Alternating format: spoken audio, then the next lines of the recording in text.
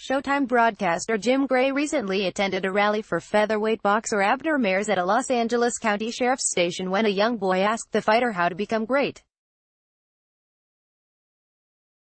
Gray felt compelled to encourage the boy by telling him that same kind of curiosity led him to induction Sunday at the International Boxing Hall of Fame in Canastota, NY, along with boxing champions Vitaly Klitschko, Erik Morales and Winky Wright, among others.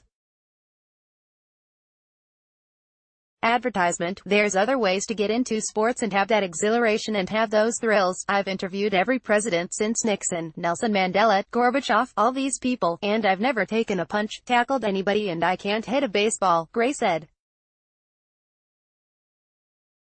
But Gray knows how to ask probing questions that often best reveal an athlete's personality. I've been doing this for 41 years. To have the recognition from my peers, the writers, the fighters, the historians, it's not like you can say, where do I sign up for the Hall of Fame? It's not something you can give yourself. It's really fantastic, said Gray, 58.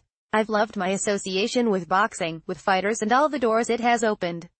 He nudged it open himself at age 18.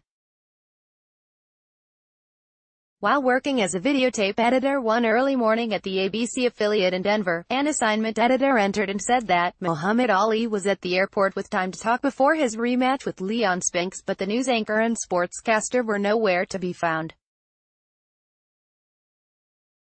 I ran into the weatherman's office, took his coat and tie, got out there and Ali gave me 45 minutes. Gray said. The news director, who didn't even know my name, says, let me see that Ali interview. He watched it with me and said, we're going to put you and this interview on the air. It's barely adequate. Until now, I've told everyone since that time, at least I'm still barely adequate. The bond with Ali got Gray hired by veteran fight promoter Bob Arum, and later by Don King, who pushed Showtime to retain Gray for pre- and post-fight interviews.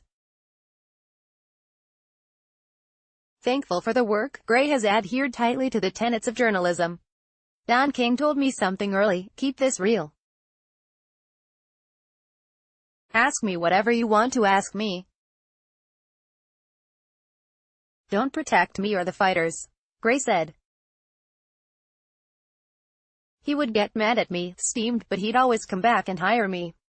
Gray was there to question and upset Mike Tyson after the former heavyweight bit a piece of Evander Holyfield's ear off in 1997.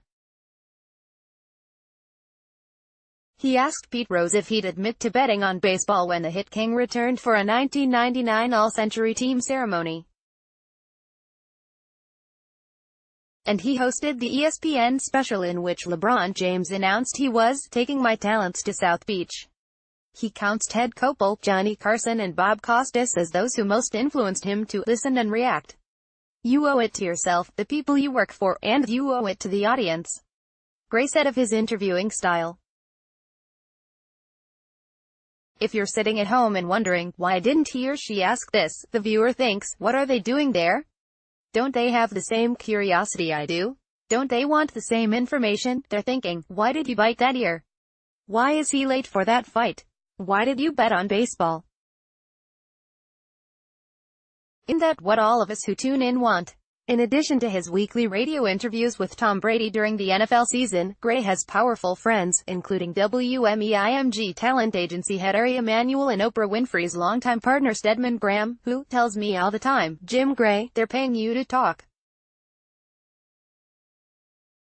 Just keep talking. Advertisement. Gray's wife, Fran, his 87-year-old mother, his brothers and 5 NFL owners, including the Chargers' Dean Spanos, are expected to attend Sunday's ceremony, along with NBA great Julius Erving.